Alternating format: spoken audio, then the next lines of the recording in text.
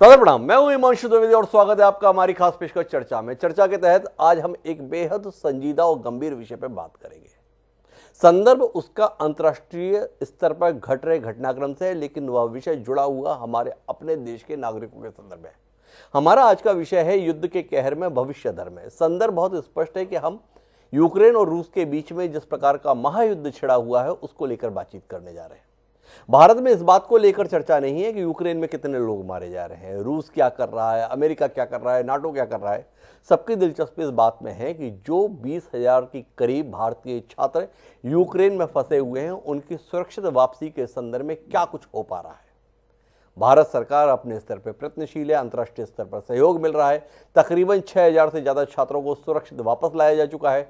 सरकारी स्तर पर दावा है कि 20,000 में से तकरीबन 17,000 बच्चे यूक्रेन से बाहर आ चुके हैं, सीमा पर हैं, उन्हें वापस लाए जाने की कोशिश हो रही है। हम इसे उपलब्धि मानकर क्या संतुष्ट हो जाएं कि ये तमाम छात्र सुरक्षित बचकर भारत वापस लौटाए? विषय इतना सरल नहीं है। आगे का विषय बेहद गंभीर है। इन छात्रों के भविष्य को लेकर सवाल है। ये तमाम छात्र जिनका उल्लेख तमाम खबरों में किया जा रहा है, दरअसल इनमें से 90% छात्र यूक्रेन में मेडिकल की पढ़ाई के लिए गए थे। मेडिकल की पढ़ाई अर्थात MBBS की डिग्री हासिल करने के लिए वहां गए हुए थे। ये छात्र अपनी पढ़ाई अधर में छोड़कर ही युद्ध के हालात के चलते वापस आने के लिए विवश हुए। लेकिन यूक्रेन में जिस तरीके की तबाही हो रही है, बर्बादी हो रही है, बड़े पैमाने पर हिंसा हो रही है, साफ तौर पर दिखता है कि आने वाला समय बेहद कठिन है। क्या होगा इन बच्चों का भविष्य? जो बच्चे अपने सुनहरे भविष्य का सपना लिए विदेश की ओर रुख किए थे, वो बच्चे जिनके माँ बाप ने अपने खून पसीने की कमाई लगाकर भविष्य की उम्मीदों के साथ इन बच्चों को भेजा था, वो बच्चे जो अपने बूढ़े माँ बाप की उम्मीदों की आखिरी किरण हैं, इन बच्चों के भविष्य के संदर्भ में देश की सरकार और समाज क्या सोच रहा है, इसी पर हम बात करेंगे। जानने समझने बूझने की कोशिश करेंगे कि यह बच्चे की डिग्री जो अधर में अटक गई है, इसके संदर्भ में रास्ता कैसे निकलेगा। इस संवेदनशील विषय का हिस्सा बनने के लिए हमारे साथ 5 खास मेहमान जुड़ रहे हैं। उनसे आपका परिचय कराएं और देश के 20,000 बच्चों के भविष्य को लेकर कुछ गंभीर किस्म का विमर्श करें। उससे पहले समय है आज के विचार सूत्र का। हमारा आज का विचार सूत्र ये कहता है, कैरा वे कैराथेनम दलमेनम प्रक्कमे, अर्थात यदि कोई कर्म करने योग्य है तो उसे दृढ़ता के साथ कर लेना चाहिए। संयुक्त निकाय के अंतर्गत ये विचार सूत्र हमें मिला था। आशय यह है कि अगर ये विषय संवेदनशील है, देश के भविष्य के साथ जुड़ा हुआ है, 20,000 भविष्य हमारे सम्मुख अंधकार में दिखाई दे रहे हैं, तो इनके संदर्भ में जो भी यथोचित कदम है उसे समय रहते ही उठाया जाना चाहिए। इसके लिए कुछ महीने कुछ सालों का इंतजार करना योग्य नहीं। इसी रोशनी में अपनी चर्चा को आगे बढ़ाते हैं। हमारे साथ इस चर्चा का हिस्सा बनने के लिए कई खास मेहमान हैं। हमारे साथ डॉक्टर MC मिश्रा साहब हैं। डॉक्टर MC मिश्रा साहब चिकित्सा जगत की बड़ी हस्ती हैं, पूर्व निदेशक हैं एम्स दिल्ली के। जो दर्शक हमारे देख रहे हैं वो एम्स को एक बेहतर संस्थान के तौर पर जानते हैं जहां पर सबसे अच्छा इलाज होता है। लेकिन दर्शकों को ये भी जानना चाहिए कि इस देश में जो नीट का एग्जाम होता है, नेशनल एलिजिबिलिटी एंट्रेंस टेस्ट, उसमें प्रावीण्य सूची में जो छात्र निकल कर आते हैं उनकी कोशिश, उनकी हसरत, उनकी इच्छा एम्स दिल्ली में मेडिकल की पढ़ाई करना होता है। उस संस्थान के निदेशक रहे डॉक्टर MC मिश्रा साहब। हमारे साथ डॉक्टर अजय गोयनका जी हैं, चेयरमैन है चिरायू मेडिकल कॉलेज एवं हॉस्पिटल भोपाल के। निजी क्षेत्र के अंतर्गत एक अच्छा संस्थान कैसे बनाया जा सकता है, इसकी जीती जागती मिसाल डॉक्टर अजय गोयनका का संस्थान है। हमारे साथ में अजय विश्नोई जी हैं, पूर्व स्वास्थ्य मंत्री हैं मध्य प्रदेश के। चिकित्सा जगत से उनका पुराना नाता है, स्वयं भी चिकित्सा जगत से संबंधित तमाम संस्थानों को वो चलाते हैं। और इन सब के साथ में हमारे साथ श्रेष्ठा नायर हैं, मेडिकल स्टूडेंट हैं, चिकित्सा की छात्रा हैं, यूक्रेन से लौट कर आई हैं। और इन सब के बीच में हमारे साथ थोड़ी देर में TS सिंहदेव साहब भी होंगे, जो छत्तीसगढ़ के स्वास्थ्य मंत्री। आप सभी का स्वागत है। और चर्चा की शुरुआत मैं डॉक्टर MC मिश्रा साहब आपसे ही करना चाहता हूं। और इस समस्या के संदर्भ में आप किस नजरिए के साथ हमारे साथ में हैं? क्या वाकई ये एक समस्या है? क्या एक ये गंभीर विषय है जिस पर अभी से सोचा जाना चाहिए, और केवल सोचना ही नहीं, समुचित कदम भी उठाए जाना चाहिए, या इन बच्चों को इनके हाल पे छोड़ देना चाहिए? ठीक वैसे ही जैसे प्रहलाद जोशी जी ने कहा, कौन है ये बच्चे? वो जो नीट में फेल हो गए तो इसलिए विदेश चले गए। इस नज़रिए के साथ हम लोगों को रहना चाहिए। एक और नज़रिया इस देश में सोशल मीडिया पे वायरल हुआ, वो ये कि इन बच्चों को वापस लाने के लिए सरकार को कोई कोशिश करनी भी क्यों चाहिए, सब पैसे वाले लोग हैं, पैसे थे, विदेश पढ़ने के लिए चले गए, इनके संदर्भ में क्या चिंता करें। वाकई आप इस राय के साथ में हैं या आप मानते हैं कि ये वो बच्चे हैं जिनकी हैसियत नहीं थी जिनके माँ बाप की, कि इस देश के अंदर 1 करोड़ 1.5 करोड़ रुपए का खर्चा वहन कर निजी चिकित्सा संस्थानों में अपने बच्चों को पढ़ा पाते, तो उस मजबूरी के चलते हजारों किलोमीटर दूर भेजने के लिए विवश हुए अपने बच्चों को। क्या कहते हैं मिश्रा साहब? धन्यवाद डॉक्टर हिमांशु, ये चर्चा रखने के लिए बहुत प्रासंगिक है और तात्कालिक है ये बिल्कुल। और इसमें हमारे 20,000 भारतीय छात्र छात्राएं यूक्रेन में फंसे हुए हैं, उनका वापस सबसे प्रथम जो कर्तव्य सरकार का भी है और हम सबका, देशवासियों का भी ये बनता है कि इनको हम सुरक्षा पूर्वक किस प्रकार वापस ला सकते हैं। एक छात्र जो कर्नाटक के थे, उनकी मृत्यु का समाचार पहले ही आ चुका है वहां पे। एक और थे हरियाणा के, उनका भी समाचार आया है। तो ये दुर्भाग्यपूर्ण है कि ये पढ़ाई करने गए हैं। और देखिए, ये समस्या डॉक्टर हिमांशु आज की नहीं है, ये समस्या तब से है जब से ये बच्चे इन कंट्रीज में, चाहे पहले रशिया में जाते थे और फिर उसके बाद रोमानिया और बाकी सेंट्रल एशियन कंट्रीज में जाना शुरू हुए। और ये बहुत वर्षों से ये कार्यक्रम चल रहा है। और उसका सबसे बड़ा कारण, कोई नीट में फेल नहीं होता, कोई नीट में पास नहीं होता है। मैं ये कहना चाहूंगा कि हमारे सभी बच्चे बहुत बुद्धिमान होते हैं। भारत में चूंकि हर वर्ग की संख्या इतना अधिक होती है कि हर एक को सीमित सीटों के अभाव में भर्ती नहीं मिल पाती है जो वो करना चाहते हैं। और ये आज की समस्या नहीं है, ये हमेशा से रही है भारत में। जब मैं छात्र था तब भी थी ये समस्या।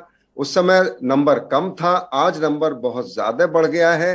तो जो लोग नीट में क्वालिफाई नहीं कर रहे हैं, और वो मैं कहता भी नहीं हूं, हमारे यहाँ जो सिलेक्शन प्रक्रिया है वो प्रोसेस ऑफ एलिमिनेशन है, वो प्रोसेस ऑफ सिलेक्शन नहीं है। एलिमिनेट हम करना चाहते हैं अधिकतर बच्चों को, क्योंकि उतनी सीट नहीं है हमारे पास, और उसका यही बड़ा कारण है। इसीलिए बच्चे फिर, जिनका मैं समझता हूं मेडिसिन पढ़ने में रुचि होती है, फिर उनको, अब जैसे आपने कहा उदाहरण के तौर पे कि निजी मेडिकल कॉलेजेस की फीस और इतनी वेरिएबल है, 10 लाख 11 लाख रुपए से लेके प्रतिवर्ष 27 लाख 22 लाख तक है।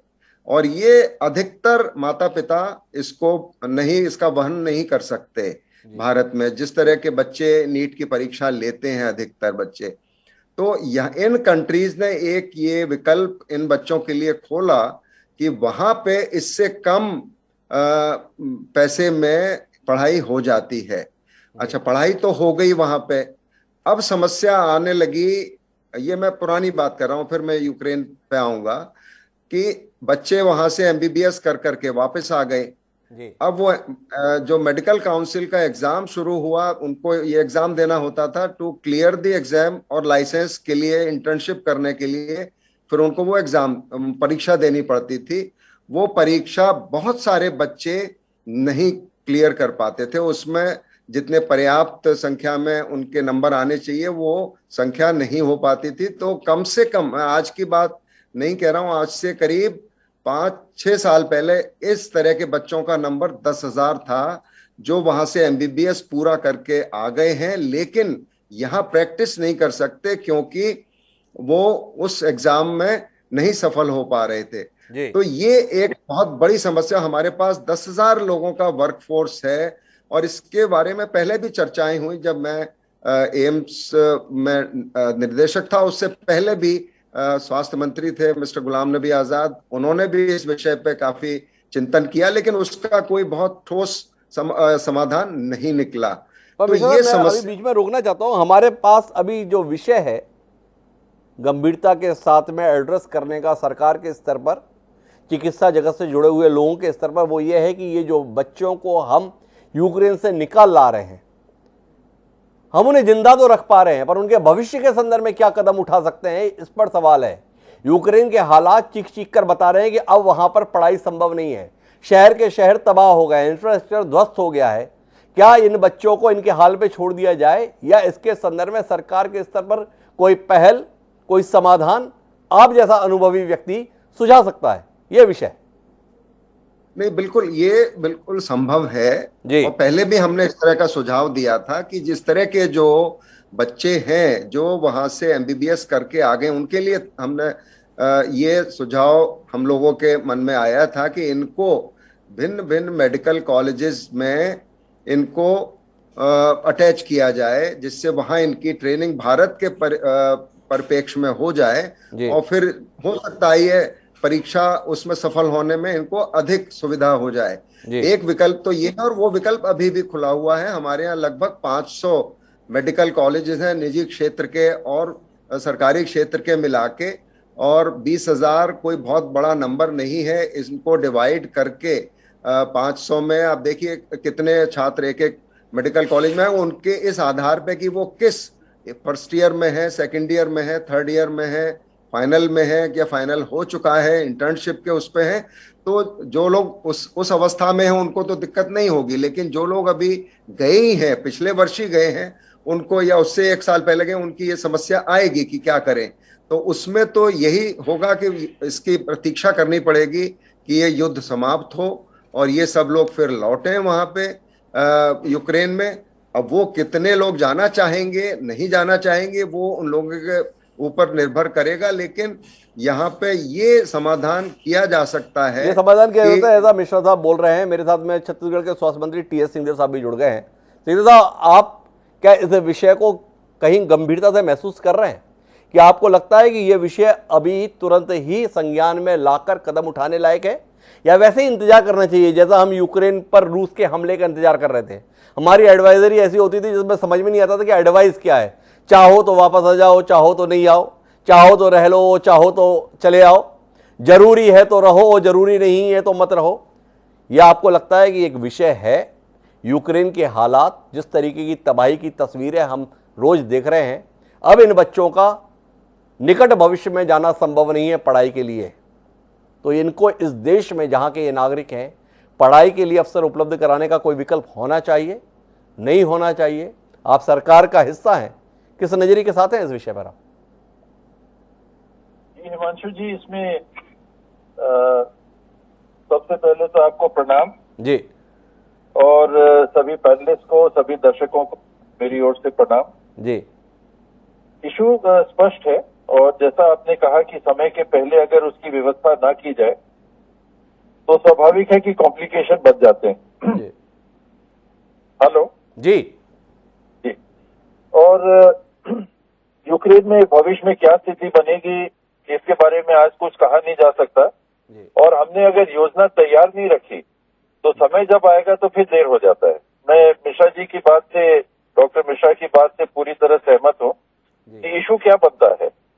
इशू हमारे यहाँ सीमित संख्या सीट्स की रहती है, बढ़ाती भी जा रही है सरकार, सरकारें बढ़ाती भी जा रही हैं, नए मेडिकल कॉलेजेस खोलती भी जा रही हैं, लेकिन कहीं ना कहीं एक संख्या सीमित हो ही जाती है। उसके बाद फिर आरक्षण भी है।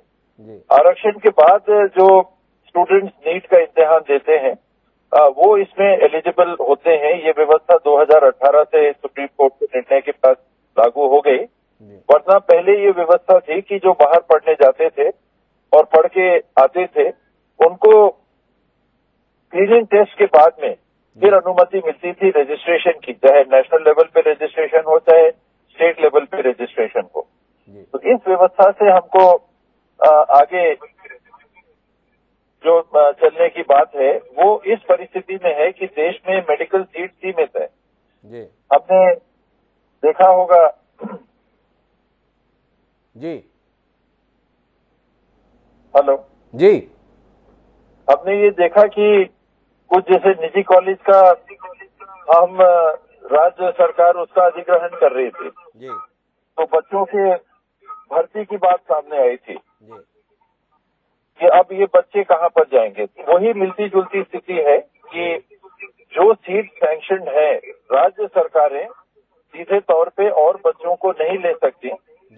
इन वैश्विक कठिनाई के युद्ध की स्थिति को ध्यान में रखते हुए, जैसा डॉक्टर मिश्रा ने कहा, अगर केंद्र सरकार ये निर्णय ले लेती है, एनएमसी ये निर्णय ले लेती है कि हर कॉलेजों में, अलग अलग कॉलेजों में जो जहाँ के बच्चे हैं उनकी सुविधा और व्यवस्था के अनुसार उनको दे दी जाए, तो बच्चों की पढ़ाई सुनिश्चित की जा सकती है। इसमें कोई भी दिक्कत की बात नहीं है। संख्या भी बहुत ज्यादा बच्चों की नहीं है और आपात स्थिति में ये निर्णय लिया जा सकता है। हम कह रहे हैं कि संख्या बहुत ज्यादा नहीं है सिंघदेव साहब। हमारे पास में कुल सीटें जो हैं, अगर राष्ट्रीय स्तर पर बात करें तो तकरीबन 77,000 सीटें हर साल के हिसाब से हैं। 77,000 को 5 साल से अगर गुणा कर दे तो भी हमारे पास में तकरीबन 4 लाख सीटें हैं। हमें इनके बीच में 20,000 छात्रों को एडजस्ट करना पड़ेगा। क्या बतौर स्वास्थ्य मंत्री आप हिमायत करते हैं कि इसमें विलंब किए बगैर, क्योंकि कोविड के चलते पहले 2 साल से बच्चों की पढ़ाई पहले ही बहुत प्रभावित है, अस्त व्यस्त हो रखा है, क्या आप इस सुझाव पर जाना चाहेंगे, इस दिशा में कोई पहल करेंगे कि इन बच्चों के प्रवेश भारत के तमाम मेडिकल कॉलेज में, चाहे वो निजी हैं चाहे सरकारी हैं, उनमें दाखिले की व्यवस्था शुरू की जानी चाहिए? व्यवस्था करनी चाहिए, बच्चों को विकल्प देना चाहिए और वो भर्ती लेना चाहे तो उनके आगे की पढ़ाई अवरुद्ध ना हो इन विशिष्टतम परिस्थितियों में। वरना अगर हर बार रिलैक्सेशन होगा तो दिक्कत हो जाएगी, पर इस बार के लिए रिलैक्सेशन जरूर दिया जाना चाहिए। तो सिंघदेव साहब इस बात की हिमायत कर रहे हैं। मेरे साथ में डॉक्टर अजय गोयनका जी भी हैं और शिष्टा नायर जी भी हैं।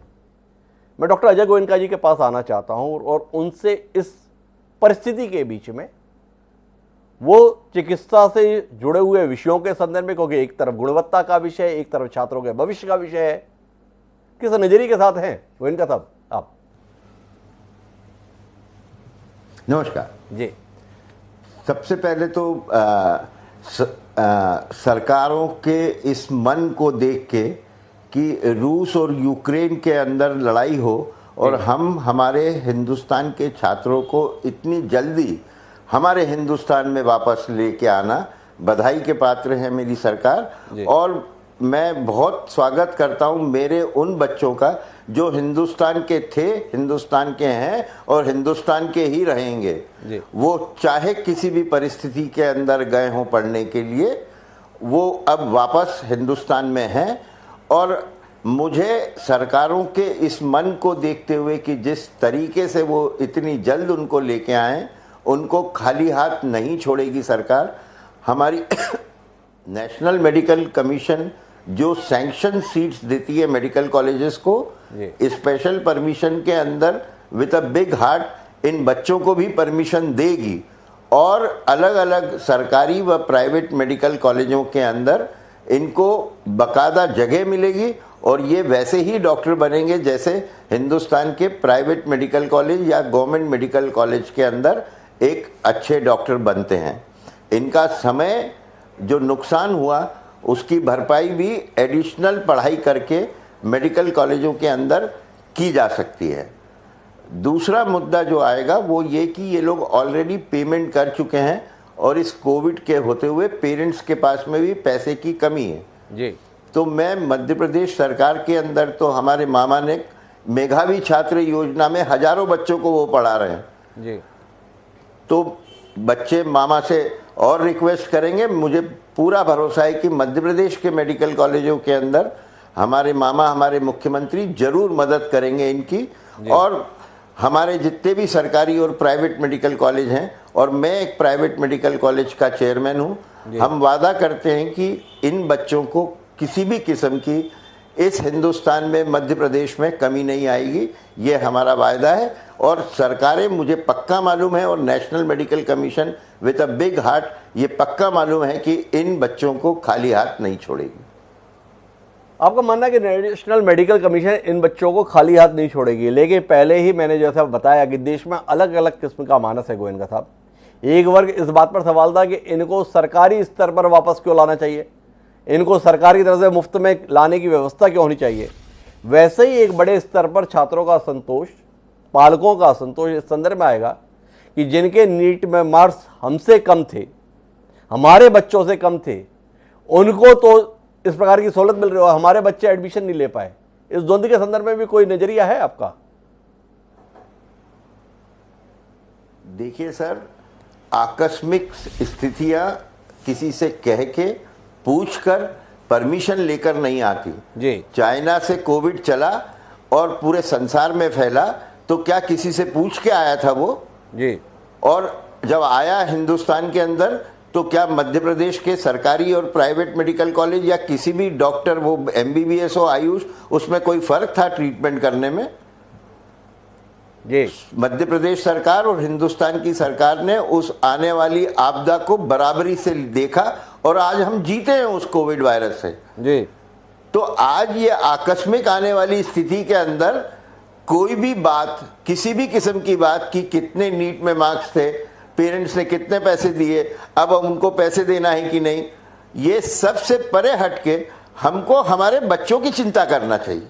तो गोयनका साहब भी इस बात से इत्तेफाक रखते हैं जिस विषय पर हम बातचीत कर रहे हैं कि समय रहते हुए बच्चों के भविष्य के संदर्भ में फैसला लिया जाना चाहिए। मेरे साथ में एक और सुयोग्य साथी इस पैनल का हिस्सा है, अजय विश्नोई जी के रूप में।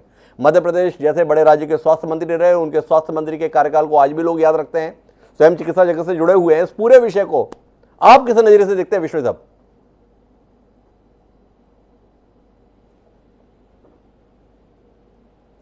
अजय जी, मेरी आवाज सुन पा रहे हैं?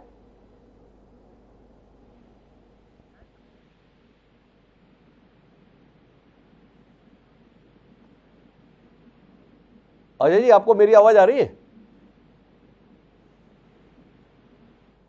अजय जी से हमारा संपर्क नहीं हो पा रहा है, लेकिन मेरे साथ में श्रेष्ठा नायर हैं, यूक्रेन से लौटी हैं। श्रेष्ठा, इस पूरे परिदृश्य के संदर्भ में आप कुछ कहना चाहेंगे? क्या है यूक्रेन के हालात? क्या वापस जाने के हालात आप महसूस कर रहे हैं, या आपको लगता है कि भारत सरकार के स्तर पर कोई पहल होनी चाहिए और आप लोगों के भविष्य के संदर्भ में समय रहते फैसला लेना चाहिए? थोड़ा बताएंगे अपने अनुभव को और अपने साथियों के दर्द को। जी, मुझे लगता है कि भारत सरकार को कुछ करना चाहिए, क्योंकि जो कंडीशंस है वहाँ पे वो अच्छे नहीं है फिलहाल। किस प्रकार की परिस्थिति है वहां पर? क्या आपके कॉलेज से आपका कोई संपर्क है? क्या ऑनलाइन पढ़ाने की कोई स्थितियां हैं? क्या कॉलेज आपसे अभी कोई बातचीत कर रहा है? कोई मैसेज हैं? थोड़ा इसके संदर्भ में साझा करेंगे श्रेष्ठा? जी, हमारे कॉलेज ने हमें 2 हफ्ते की छुट्टी डाली थी, जी ऐसा कहा था उन्होंने।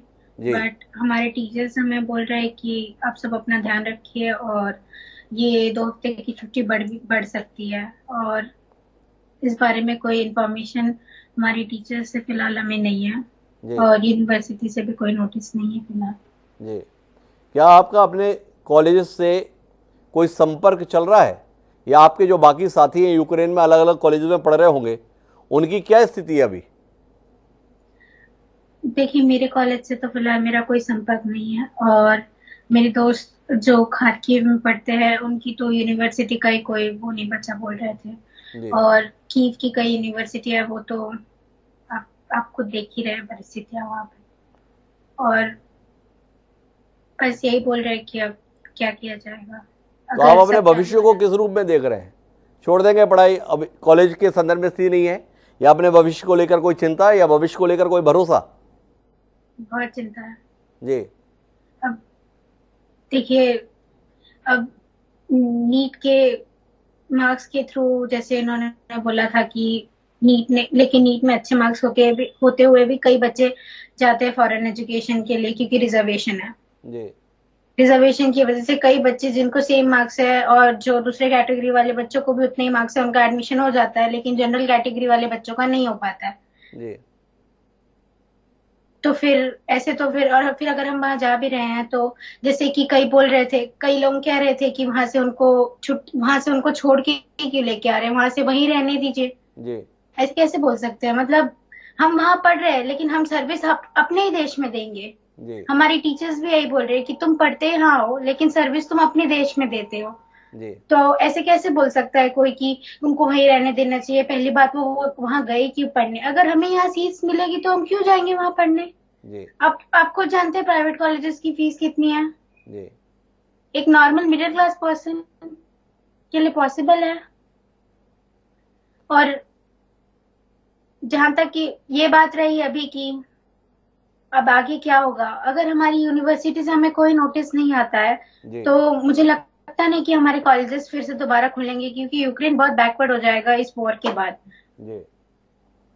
तो कुल मिलाकर भविष्य को लेकर बेहद चिंतित है। श्रेष्ठा, मैं वापस आपके साथ जुड़ूंगा। अजय विश्नोई जी मेरे साथ जुड़े हुए हैं। अजय जी, इस पूरी आपदा को इस पूरी विपदा को और इन सब के बीच में 20,000 छात्रों के भविष्य को जो मेडिकल की पढ़ाई के लिए यूक्रेन गए हुए थे, आप किस नजरिए से देखते हैं?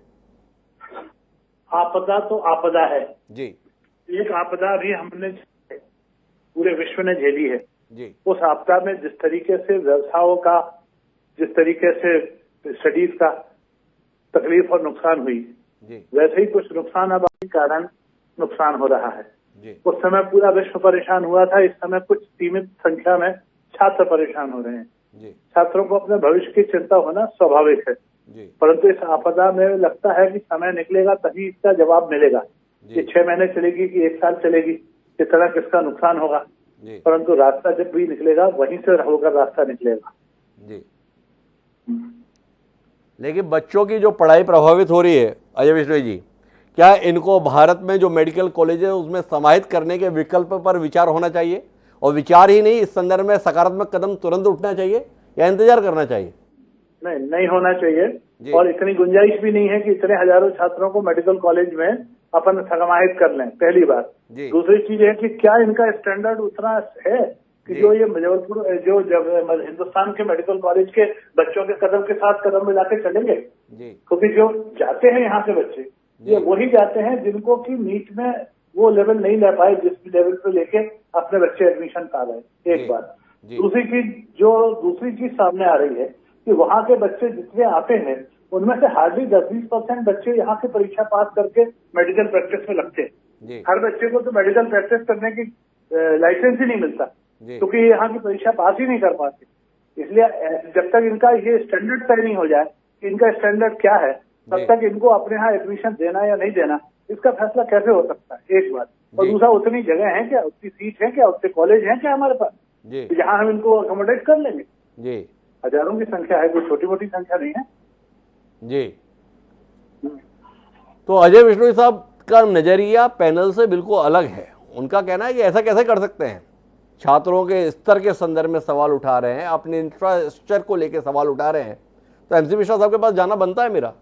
अजय विश्नोई जी जो स्वयं स्वास्थ्य मंत्री रहे हैं, जनप्रतिनिधि हैं, कई बार के विधायक हैं, वो इस विचार के साथ नहीं है कि इन बच्चों को भारत में समाहित कर लिया जाए। मिश्रा साहब, उनके द्वारा उठाए गए मुद्दों को कहीं विचार योग्य आप मानते हैं या संवेदना के स्तर पर ही फैसला ले लेना चाहिए?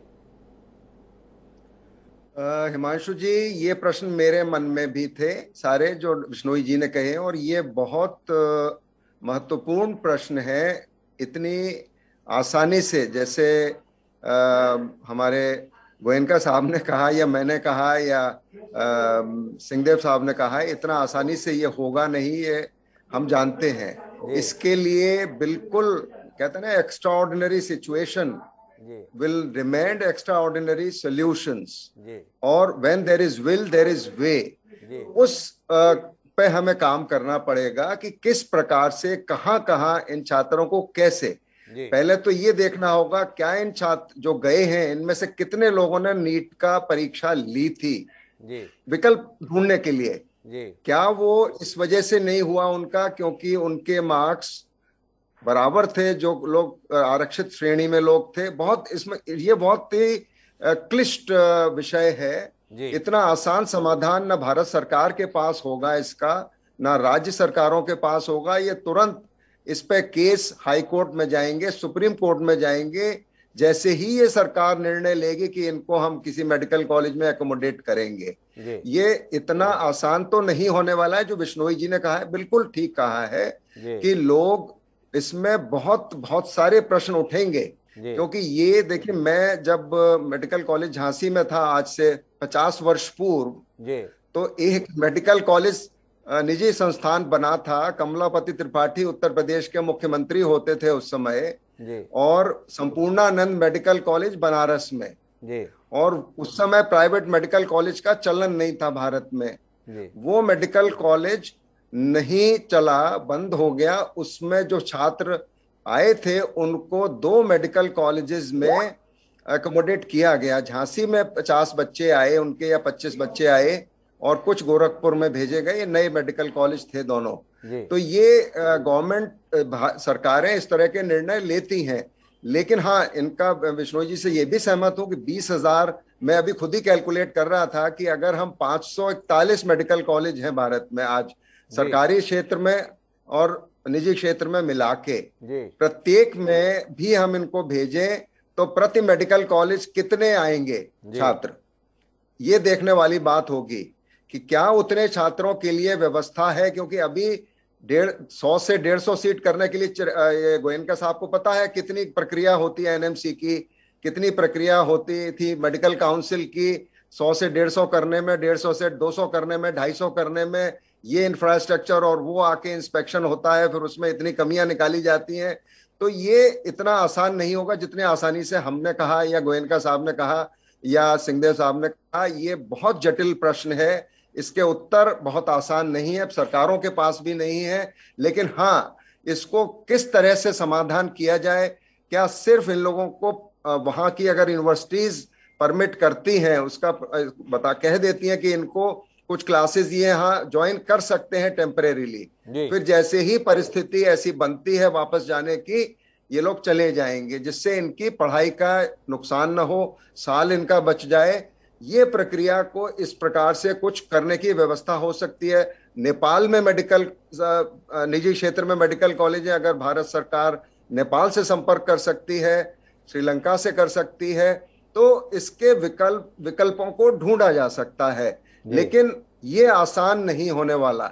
ये बिल्कुल आपने जो बात कही, बिश्नोई जी ने बात कही, ये बिल्कुल मैं उससे सहमत हूं कि ये इतना आसान नहीं होगा कि चाहे ये कितना भी संवेदनशील इसका एस्पेक्ट है, कितना भी आप इसमें ह्यूमैनिटेरियन एंगल लाएंगे, लेकिन ये संभव नहीं है। तो पहले तो 20,000 छात्र उनमें देखा जाएगा कि भाई नीट कितनों ने लिया था जाने से पहले, नीट में क्या रैंक थी उनकी, क्या ये एट ए डिसएडवांटेज थे आरक्षित श्रेणी से, इस वजह से उनको भर्ती नहीं मिली, या ये अपने आप वॉलंटियर किया इन्होंने कि हम नीट नहीं लेंगे, हम सीधे वहां जाएंगे पढ़ने क्योंकि वहां खर्चा कम आता है। विसंगति के संदर्भ में आपकी टिप्पणी चाहिए। जो बात श्रेष्ठा नायर ने कही थी, संदर्भ यह है कि किसी बच्चे के नीट 720 नंबर का एग्जाम होता है, उसमें बमुश्किल 500 नंबर तक में आपको सामान्य श्रेणी में सरकारी मेडिकल कॉलेज में एडमिशन मिलता है। इसके अलावा अगर आप नीट की एलिजिबिलिटी के लिए 720 में से कुल आपको 150 नंबर, 147, 150 ऐसे नंबरों की जरूरत पड़ती है, आप एलिजिबल हो जाते हैं, पात्रता हो जाती है मेडिकल कॉलेज में एडमिशन लेने की। उसके बाद तय होता है आपका एडमिशन इस बात पर कि आपकी माँ बाप की जेब में पैसे कितने हैं। प्राइवेट मेडिकल कॉलेज के अंतर्गत 25 लाख, 30 लाख, 35 लाख रुपए सालाना फीस है। हिंदुस्तान की असलियत से आप वाकिफ हैं। 1% हिस्सा नहीं है इस देश में रहने वालों का जो इतनी महंगी फीस अफोर्ड कर सके। क्या करें अपने बच्चों को, इसलिए विदेश भेजने के लिए विवश होते हैं। क्या इस विसंगति के संदर्भ में आकलन किए बगैर जो हम माइनस के अंतर्गत एडमिशन देते आ रहे हैं, रिजर्वेशन के अंतर्गत, वो देश में हम बात कर रहे हैं गुणवत्ता की छात्रों के संदर्भ में, थोड़ी जाती नहीं है अपने बच्चों के साथ में हमारी, जब हम ये बात कर रहे हैं कि गुणवत्ता के स्तर पर कहां टिकेंगे। एक 500 नंबर पाने वाला छात्र बाहर रह जाता है, 150 नंबर पाने वाला छात्र सीना ठोक के अंदर चला जाता है क्योंकि आपके यहां आरक्षण की व्यवस्था है। इसके बाद में हम श्रेष्ठा को बताएं कि तुम्हारा स्तर नहीं है, थोड़ा जाती नहीं है अपने बच्चों के साथ हमारी। डॉक्टर हिमांशु, ये कोई पहली बार नहीं हुआ है ना आखिरी बार हुआ है। भारत में ये तब से है जब से मेरे से बड़े मेरे भाई आगरा मेडिकल कॉलेज में उनकी भर्ती हुई 1966 में जी। और उस समय उत्तराखंड से एक छात्र 400 में से 4 मार्क्स लाया था जी, वो भर्ती हुआ था। ये आज की बात नहीं मैं कह रहा हूं, ये विसंगति आज की नहीं है, ये भारत में हमेशा रही है और फिलहाल तो ये रहेगी। मिश्रा साहब, मेरा इसी विसंगति पर टिप्पणी थी जो अजय विष्णु जी ने ध्यान दिलाया कि स्तर की बात इतनी महत्वपूर्ण नहीं है। जब आप 400 में से 4 नंबर वाले को मेडिकल कॉलेज के अंदर दाखिला दे सकते हैं, तो यूक्रेन से आने वाले बच्चों के स्तर के संदर्भ में हम दे पाएंगे नहीं दे पाएंगे, कम से कम इसकी बात ना करें। हमारे पास क्षमता कितनी है, हम कितने बच्चों को समाहित कर सकते हैं, इस पर बात करें। पर जिस देश में अभी 2 साल पहले ही 10% गरीबों को आरक्षण देने के नाम पर रातों रात हर कॉलेज की 10% सीट बढ़ा दी, क्या उस देश में इस तबाही के दौर में बच्चों को समाहित करने के लिए हौसला नहीं दिखाएंगे? हमने उत्तर प्रदेश में चुनाव आने के मद्देनजर 40 नए मेडिकल कॉलेज खोलने का ऐलान कर दिया, सरकार बता रही है खोल दिया हमने। क्या खोला है इसके संदर्भ में पता नहीं। क्या मिश्रा साहब आप इत्तेफाक नहीं रखते कि इस समय को युद्ध स्तर पर काम करके समाधान खोजने की जरूरत है? आपका तजुर्बा है, अनुभव है, आपका काम मायने रखता है। नहीं, मैं तो यही कहा, when there is will there is a way। जी, उसको देखना यह है कि किस तरह से इनको समावेश किया जा सकता है हमारे ढांचे में, जी, जिससे बाकी लोगों को भी आपत्ति ना हो। जो बिश्नोई जी ने प्रश्न उठाए हैं वो बहुत वैलिड सवाल है, क्योंकि आप बैकडोर एंट्री से इतने बच्चों को भर्ती नहीं दे सकते। इसके लिए कोई व्यवस्था तो आपको बनानी ही पड़ेगी। और मैंने कहा उसमें स्टार्टिंग पॉइंट ये हो सकता है कि इनमें से किस किस ने नीट की परीक्षा ली थी, उनका क्या नीट में रैंक था, क्या वो इस वजह से नहीं ले पाए नीट में क्योंकि उनको सरकार का नहीं मिल रहा था, प्राइवेट मिल रहा था, और उनके मार्क्स उन लोगों के बराबर थे जो सरकार में भर्ती हुए। इस बार आप देखिए कहाँ गई है नीट की मेरिट। जी, प्राइवेट संस्थान में जिसमें मैं अभी जुड़ा हुआ था, वहां पे 502 और 590 के बीच में प्राइवेट मेडिकल कॉलेज में एडमिशन हो गया। जी, 502 और 590 के बीच में। आप समझ सकते हैं ये क्या है।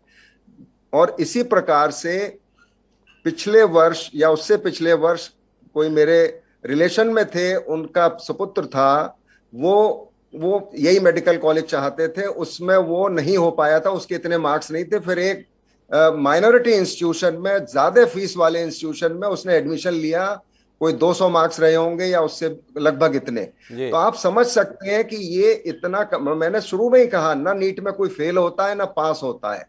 ये केवल प्रोसेस ऑफ एलिमिनेशन है हमारे यहाँ, जिसमें हम ज्यादातर बच्चों को एलिमिनेट करते हैं। उलझा हुआ है मिश्रा साहब, इसके संदर्भ में कह रहे हैं। मैं सिंहदेव साहब के पास सुलझाने के लिए जाना चाहता हूँ, लेकिन उससे पहले अजय गोयनका जी का नजरिया चाहता हूँ। एक मेडिकल कॉलेज के संचालक हैं, अजय बिश्नोई जी ने मुद्दे उठाए, कैसे कर देंगे?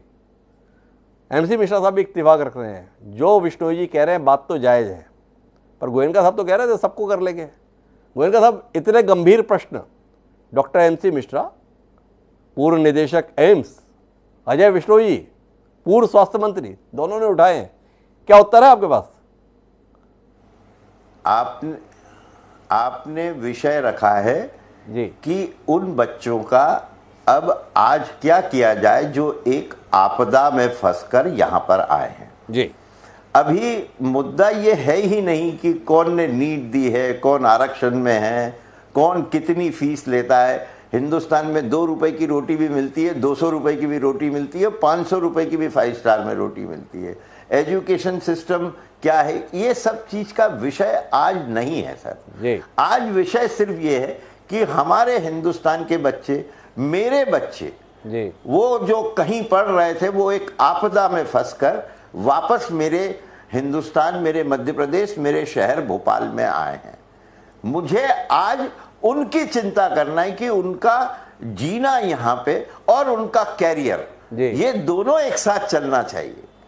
तो क्या आज हम इस आपदा की स्थिति के अंदर, जब पेरेंट्स परेशान हैं, जब बच्चे परेशान हैं, और ये जवान बच्चे इस देश का फ्यूचर हैं, ये they are promising doctors of the country, they will serve in this country, in the urban population, in the rural population. आज हमको इनको कैसे भी करके वो इनकी दिल की इच्छाएं, जिसके अंदर ये पढ़ने गए थे, वहां पर पैसे कमाने नहीं गए थे, ये अपना कैरियर बनाने गए थे। आज हिंदुस्तान की सरकार, प्राइवेट सरकारी मेडिकल कॉलेजों के डीन, मध्य प्रदेश की सरकार और मध्य प्रदेश और हिंदुस्तान के हर नागरिक और आप जैसे मीडिया के माध्यम से सिर्फ एक विषय पे ध्यान दिया जाए कि हम इन प्रॉमिसिंग बच्चों का कैरियर कैसे बना सकते हैं। कैसे बना सकते हैं, गोयनका साहब आप कर रहे हैं, लेकिन मिश्रा साहब पूछ रहे हैं ले लेंगे तो पढ़ाएंगे कैसे? एक 50 सीटें बढ़ाने के लिए तो इतनी मशक्कत करनी पड़ती है नेशनल मेडिकल कमीशन में। इस प्रश्न का कोई उत्तर आपके पास में है? क्या वाकई इतना इंफ्रास्ट्रक्चर, ऐसी सहूलियत है कि वाकई इन बच्चों को आप समाहित कर सके? या जो बच्चे भरोसे के साथ आ रखे हैं कॉलेजेस में, उनका भविष्य भी कबाड़ा हो जाएगा इन बच्चों को शामिल करने के चक्कर में? रेगुलर इंस्टीट्यूशन बनाने के लिए कुछ सरकारी नॉर्म्स होना चाहिए, एनएमसी के नॉर्म्स होना चाहिए।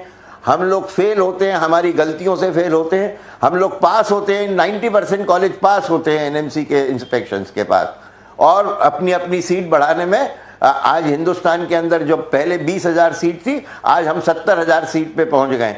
यही एनएमसी और मेडिकल काउंसिल ऑफ इंडिया ने हमारे जैसे कॉलेजेस को इंस्पेक्शन करके पास करके बनाया है। और आज एक ऐसी आपदा की स्थिति है जहां पर कि एक 35 स्टूडेंट हर मेडिकल कॉलेज को देना है कि भाई एक एडिशनल क्लास लेके इनको बराबरी से पढ़ा। जी, तो ये एक कोई बहुत बड़ा मुद्दा नहीं है सर। एनएमसी आप एक बार रिप्रेजेंट कीजिए आपके माध्यम से, मीडिया के माध्यम से हमारे सेंट्रल गवर्नमेंट को, हमारे स्टेट मिनिस्टर्स को। मुझे पूरा विश्वास है कि इनका अगर दिल है तो सॉल्यूशन निकलेगा। और अगर आप जैसे लोग बोलने लगे कि हाँ इनका कैरियर बनाना है, ये सोचना छोड़ दीजिए कि ये क्यों गए थे, कैसे गए थे, क्या पढ़ने गए थे, पिता लोगों ने कैसे भेजा, प्राइवेट मेडिकल कॉलेजों की फीस क्या है, सरकार की मेडिकल कॉलेजों की फीस क्या है, एनएमसी में 50 से 100 करने के लिए क्या होता है। प्लीज इन सब चीजों को भूल के एक पॉइंट पे ध्यान रखिए। और आपके माध्यम से मैं ये बहुत ताकत से कहना चाहता हूं कि इनका कैरियर बनवाइए, कैसे भी करके कैरियर बनवाइए, इनका भविष्य बचना चाहिए। डॉक्टर अजय गोयनका बहुत स्ट्रांगली, बहुत दमदारी के साथ इस बात की हिमायत कर रहे हैं। मैं सिंघदेव साहब के पास में चलता हूं और उनसे ही जानता हूं। एमसी मिश्रा साहब कह रहे हैं जहां चाहा वहां रहा, गोयनका साहब कह रहे हैं बचाने के संदर्भ में कहीं भ्रम होना नहीं चाहिए। सिंघदेव साहब, आप तो अथॉरिटी हैं, अपने स्तर पर पहल कर सकते हैं, भारत सरकार से बात भी कर सकते हैं। पूरी चर्चा के बाद में किस नजरिए पर पहुंचे आप, कुछ करेंगे? हाँ, निश्चित रूप से चर्चा भी करूंगा, पहल भी करूंगा, और ये जानते हुए चर्चा और पहल करूंगा कि ये व्यवस्था की जा सकती है जी। आज हमारी व्यवस्था क्या है जो बच्चे बाहर जा रहे हैं जी। पहले ये व्यवस्था थी कि एम्बेसीज के माध्यम से जो बाहर के देश के मेडिकल कॉलेजेस को मान्यता होती थी वहां पर बच्चों को भेजने की अनुमति थी जी। बाद में इसको भारत सरकार ने खोल दिया कि जो बच्चे हैं वो वहां जा सकते हैं, कहीं भी पढ़ने के लिए जा सकते हैं। एक व्यवस्था है जो उनको अपनाना पड़ेगा। पहली व्यवस्था 2018 के बाद आई, ये है नीट के एग्जाम को उनको पास करना होगा। उसके पहले व्यवस्था थी कि स्क्रीनिंग टेस्ट, आप कहीं भी पढ़ने जाएंगे तो स्क्रीनिंग टेस्ट आपको देना पड़ेगा यूजी अंडर ग्रेजुएट कोर्स करने के बाद में। ये भी व्यवस्था थी कि 5 देशों में पढ़ने वाले बच्चों को ये स्क्रीनिंग टेस्ट से उन्मुक्त मेरी जानकारी में रखा गया था। न्यूजीलैंड को उन्मुक्त रखा गया था, कनाडा को उन्मुक्त रखा गया था, यूएसए को उन्मुक्त रखा गया था, यूके को उन्मुक्त रखा गया था। यहाँ के बच्चों को स्क्रीनिंग टेस्ट से भी मुक्त रखा गया था। तो प्रश्न जब गुणवत्ता की आती है और बच्चों की संख्या की आती है, जो हमारे यहाँ मेडिकल कॉलेजेस हैं, अगर हमको एनएमसी या इसके पहले जो मेडिकल काउंसिल थी वो हमको 100 सीट की परमिशन देती थी। ईडब्ल्यूएस के बच्चों के लिए जब और कोटा आता था तो 25 बच्चों का और कोटा आ जाता था। कोई नया इंफ्रास्ट्रक्चर या नए हम प्रोफेसर तो भर्ती नहीं करते थे। और मैंने जो बात की अपने डीन से, अपने मेडिकल सुपरिटेंडेंट से, उन लोगों का भी यही कहना है कि 100 की सीट की प्रारंभिक व्यवस्था जो एनएमसी या मेडिकल काउंसिल पहले पास किया करती थी, उसमें 150 तक बच्चों को हम पढ़ाने की व्यवस्था कर सकते हैं। और गुणवत्ता की जो बात है, जो बच्चे बाहर पढ़ने के लिए जाते हैं वो इस जानकारी को ध्यान में रख के बाहर पढ़ने जाते हैं। उनके पेरेंट्स इस बात को ध्यान में रखते हैं, वो पैसा जो भी खर्चा करते होंगे इस बात को ध्यान में रख के करते हैं कि बाहर से पढ़ने के बाद उनका ऑटोमेटिक रजिस्ट्रेशन नहीं होगा। वो बाहर से पढ़ के आएंगे, यूजी की डिग्री को लेके आएंगे या पोस्ट ग्रेजुएट की डिग्री को लेके आएंगे, और खास करके यूजी की डिग्री के बाद में स्क्रीनिंग टेस्ट उनको देना होगा। पहले नीट नहीं था, अब नीट, फिर गुणवत्ता की बात हमको नहीं करनी चाहिए। और फिर बाहर से जब आएंगे तो ऑटोमेटिक उनका रजिस्ट्रेशन का प्रावधान नहीं है। उनके रजिस्ट्रेशन के पहले उनको स्क्रीनिंग टेस्ट के जरिए पास करना पड़ेगा, फिर उनका रजिस्ट्रेशन नेशनल लेवल पे या स्टेट लेवल पे होगा। तो ये जो व्यवस्था बनी हुई है ये यूजी स्टूडेंट्स के लिए अगर बनी हुई है, और अभी जो बच्चे आ रहे हैं अगर फर्स्ट ईयर के हों, सेकेंड ईयर के हों, थर्ड ईयर के हों, फोर्थ ईयर के हों, तो उनके लिए भी उनके कक्षा के अनुपात में स्क्रीनिंग टेस्ट क्यों नहीं किया जा सकता है। ये आसानी से स्क्रीनिंग टेस्ट करके और उनको भर्ती दिलाई जा सकती है। इतनी बड़ी संख्या यूक्रेन में पढ़ने वाले बच्चों की नहीं है कि हमारे विद्यमान इंफ्रास्ट्रक्चर में उनको जगह ये विशिष्टतम परिस्थितियों में ना दी जा सके, रूटीन में तो बिल्कुल नहीं, लेकिन ये किया जा सकता है। हम करना चाहेंगे तो किया जा सकता है, कोई ऐसी बड़ी कठिनाई मैं नहीं देख रहा। तो आपके माध्यम से क्या पहल की उम्मीद कर सकते हैं सिंघदेव साहब? आप तो इनिशिएटिव लेने के संदर्भ में अग्रणी रहते हैं, कोई उम्मीद इस कार्यक्रम के माध्यम से हम आपसे कर सकते हैं कि क्या करेंगे आप इन बच्चों के भविष्य को बचाने की खातिर? और मुझे लगता है कि छात्रों के हित में ये काम किया जा सकता है वर्तमान देश के नियम और परिस्थितियों के अनुसार, और इन बच्चों के भविष्य को भी देखते हुए, हमारे देश में डॉक्टर्स की आवश्यकता को भी देखते हुए निश्चित रूप से किया जा सकता है। मैं कल ही पत्र अपनी ओर से केंद्रीय मंत्री जी को भिजवाऊंगा। तो कल ही सिंघदेव साहब कह रहे हैं कि मैं पत्र भिजवाऊंगा। अजय विश्नोई साहब, अलग अलग नजरिए आए, आपकी आपत्तियों के प्रति एमसी मिश्रा साहब की सहमति थी, लेकिन हिंदुस्तान भावुक लोगों का देश है। यहाँ पर संवेदनाओं के साथ में फैसले लिए जाते हैं, यहाँ पर दिमाग के साथ साथ दिल का भी उपयोग किया जाता है। फाइनली बात इसी बात पर आ रही है, आखिर ये बच्चे एक आपदा का शिकार हुए हैं, इस आपदा से इन्हें उबारने की जिम्मेदारी दो ही लोगों की है, एक समाज की, दूसरी सरकार की। क्या उस जिम्मेदारी से निभाने से इनकार करेंगे आप? समाज को जवाबदारी निर्वहन करना चाहिए, उससे ज्यादा जवाबदारी सरकार की है, और उसी की तरफ आपका पूरा डिस्कशन इशारा कर रहा है कि किसी भी प्रकार से इनको समाहित किया जाए। पर मेरा बेसिक आपत्ति अभी भी रहेगी, ये हमारे बच्चे हैं, आपदाग्रस्त हैं, इसलिए हमारे को इनके प्रति सहानुभूति होना चाहिए, मैं सहमत हूँ। परंतु जिस प्रोफेशन की हम बातचीत कर रहे हैं, उस प्रोफेशन में जिसमें ये आ रहे हैं, अल्टीमेटली हमारे ही देश के नागरिकों का इलाज इनको करना है। हमारे देश के नागरिकों का इलाज हम किन लोगों के हाथ में सौंपते हैं? अभी इस पे बहस हो रही थी कि कम नंबरों में रिजर्वेशन वाला व्यक्ति एडमिशन ले लेता है और बड़े नंबरों वाला व्यक्ति जो है सामान्य श्रेणी का बाहर रह जाता है। पर मैं दूसरी तरफ कहना चाहता हूं कि रिजर्वेशन लेकर लिया हुआ जो भी एडमिशन करने वाला विद्यार्थी वो इसी व्यवस्था से पढ़ता है, बाकी के विद्यार्थियों को बराबरी से पढ़ता है, और पढ़ने के बाद परीक्षाएं पास करता है, और एलिजिबल होने के बाद जाता है जांच इलाज करने के लिए। ये जो बच्चे आ रहे हैं, इन बच्चों ने जितनी बार परीक्षा दी है, अभी जो जितनी जानकारियां मिल रही हैं उसके हिसाब से मुश्किल से 10-20% बच्चे ही एलिजिबिलिटी टेस्ट पास कर सकते हैं। तो बाकी के 80% जो बच्चे पास होके आए हुए हैं यूक्रेन से अभी पिछले कितने सालों में, वो जो सालों में आए हुए हैं वो क्या कर रहे हैं? वो आज की तारीख में कंपाउंडरी कर रहे हैं कि डॉक्टरी कर रहे हैं, या बिना लाइसेंस के प्रैक्टिस कर रहे हैं? ये भी तो एक प्रश्न हो सकता है ना। उनका कैरियर क्या हुआ, उनका भविष्य क्या हुआ, या उनके हाथ में पड़ के हमारे लोगों के नागरिकों का भविष्य बर्बाद हो रहा है? कहीं ना कहीं इस बात की भी स्क्रीनिंग करना चाहिए, इस बात की विचार होना चाहिए कि कहीं भी कोई भी किसी भी जगह जाएगा इलाज के लिए, वहां पे सिर्फ पढ़ के आएगा और लौट के आके वो स्क्रीनिंग टेस्ट पास कर पाए ना कर पाए, लाइसेंस हो ना हो, और इस प्रोफेशन के साथ जुड़ जाएगा। इस प्रोफेशन को हल्के में ना ले। जहां तक रास्ता है, रास्ता निकालने की बात कर रहे हैं, हम उसका टेस्ट ले सकते हैं, लीजिए। फर्स्ट ईयर पास करके आया है तो फर्स्ट ईयर की बराबरी का टेस्ट लीजिए, थर्ड ईयर पास करके आया है तो थर्ड ईयर की बराबरी का टेस्ट लीजिए, और फेल हो गए तो क्या करेंगे? फिर उसको बाहर कर देंगे। कर लीजिए, करके देख लीजिए, फिर और संख्या कम हो जाएगी। फिर हम कहेंगे कि जो फेल हो गए उनका क्या करूं? ये सिंपैथी का काम इस तरीके से इस प्रोफेशन के साथ में नहीं जोड़ा जाना चाहिए। इस प्रोफेशन को प्रोफेशन के रूप में लिया जाना चाहिए। इस प्रोफेशन को तकलीफ में न डालें। ये तकलीफ में पड़े हुए बच्चों को एक तो 6-8 महीने, 1 साल इंतजार करके ये दोबारा अपने उस कॉलेज में चले जाएं। इस 4-6-8 महीने तक तैयारी करें, ज्यादा मजबूती के साथ तैयारी करें कि दोबारा जब पढ़ने जाएं और वहां से पढ़ के लौट के आए तो अव्वल नंबरों के साथ में आए, और हिंदुस्तान में आके हिंदुस्तान के टेस्ट को पास कर पाए और यहाँ लाइसेंस लेके प्रैक्टिस कर पाए। साल भर किसी भी प्रोफेशन में आगे पीछे होने में बहुत फर्क नहीं पड़ता है। बहुत से बच्चे 1 साल फेल हो जाते हैं, फेल होने के बाद फिर आगे बढ़ जाते हैं।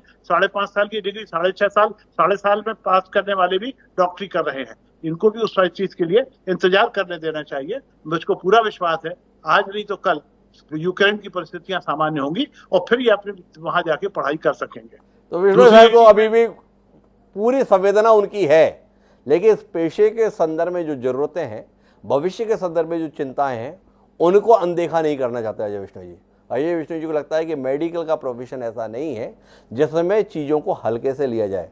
तो श्रेष्ठ, आपके पास आना चाहता हूँ, आपकी पढ़ाई के स्तर को लेकर और जिन कॉलेजों से आप पढ़कर आते हैं उसके बाद में इस देश के एग्ज़ाम में उत्तीर्ण होने को लेकर सवाल हैं, थोड़ा साझा करेंगी? क्या वाकई पढ़ाई का स्तर इतना घटिया है जिसके कारण से कुल एग्ज़ाम जो लोग देते हैं उनमें से 10-20% पास हो पाते हैं? आपकी गुणवत्ता पर सवाल है, कुछ कहना चाहेंगी आप? तो एफएमजी था, पहले तो एफएमजी था। बेसिकली ये बात है कि क्लिनिकल नॉलेज जो फॉरेन में पढ़ते हैं जो बच्चे उनको क्लिनिकल नॉलेज कम होता है, बुकिश नॉलेज ज्यादा होता है। क्लिनिकल नॉलेज कम होने की वजह से यूजुअली ये प्रॉब्लम्स होती है। तो बेसिकली पहले तो एफएमजी ही था, लेकिन अब नेक्स्ट हो गया है। तो भारत से जो बच्चों को डिग्री मिलती है उनको भी नेक्स्ट देना ही है, और जो फॉरेन से पढ़ के आते हैं उनको भी नेक्स्ट देना ही है। बात यहाँ हो रही है डिग्री की। यूजी की डिग्री मिलनी चाहिए। अगर मुझे डिग्री नहीं मिलेगी तो मैं ऑब्वियस सी बात है मैं नेक्स्ट नहीं दे सकती जी। अगर स्क्रीनिंग टेस्ट, बिल्कुल सर सही बोल रहे हैं कि टेस्ट देना चाहिए। बिना ऑब्वियसली अगर कोई बच्चे के पास नॉलेज नहीं है तो वो डॉक्टर कैसे बन सकता है? विदाउट नॉलेज तो आप डॉक्टर नहीं बना सकते। लेकिन उसके लिए आपको स्क्रीनिंग टेस्ट, बिल्कुल सही, इसकी स्क्रीनिंग टेस्ट होना चाहिए। ऑलरेडी एक टेस्ट है, आप यूजी करके आने के बाद पहले बच्चे एफएमजी देते थे। हाँ, क्योंकि क्लिनिकल नॉलेज कम होने की वजह से बहुत बच्चे पास नहीं कर पाते थे और बहुत बच्चे कर पाते थे। मेरे 6th ईयर के जो सीनियर्स थे जो इस साल जिन्होंने दिया है वो पास कर गए, वो सारे पास कर गए। और उन्होंने बहुत अच्छे मार्क्स से भी पास किया है। उसके बाद उन्होंने नीट पीजी भी दिया है, उसमें भी उन्हें बहुत अच्छे मार्क्स है।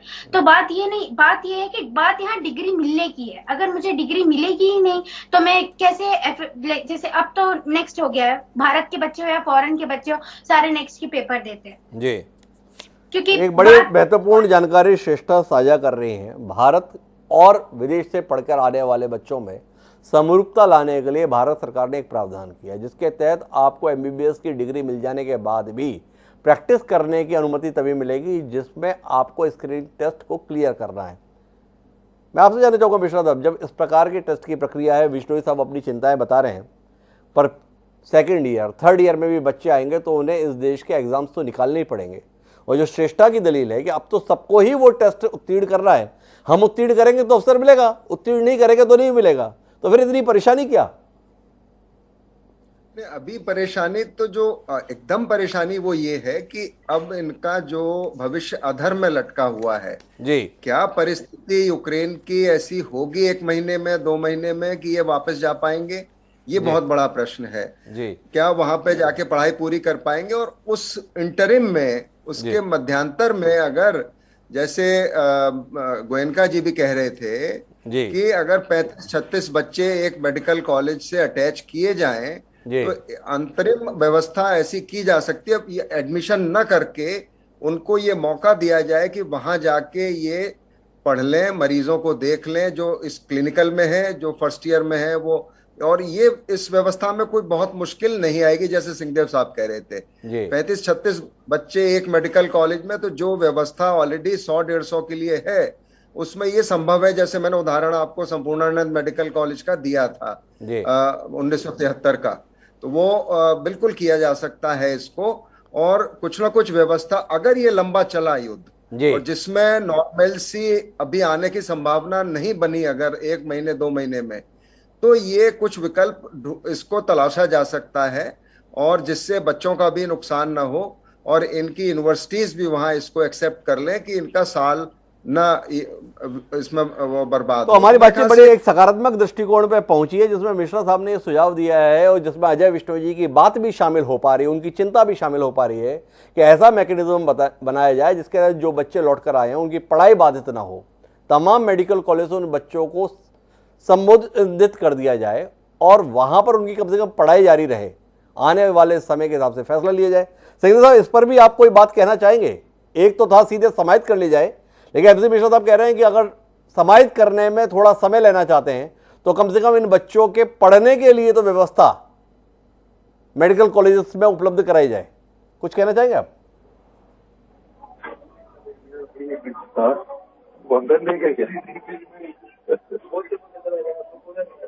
जी सिंहदेव साहब। सिंहदेव साहब से मेरा संपर्क नहीं हो पा रहा है। मैं डॉक्टर अजय गोयनका से आखिरी टिप्पणी लेना चाहूंगा इस सुझाव के संदर्भ में जो मिश्रा साहब के माध्यम से इस कार्यक्रम में आया है। जी गोयनका साहब।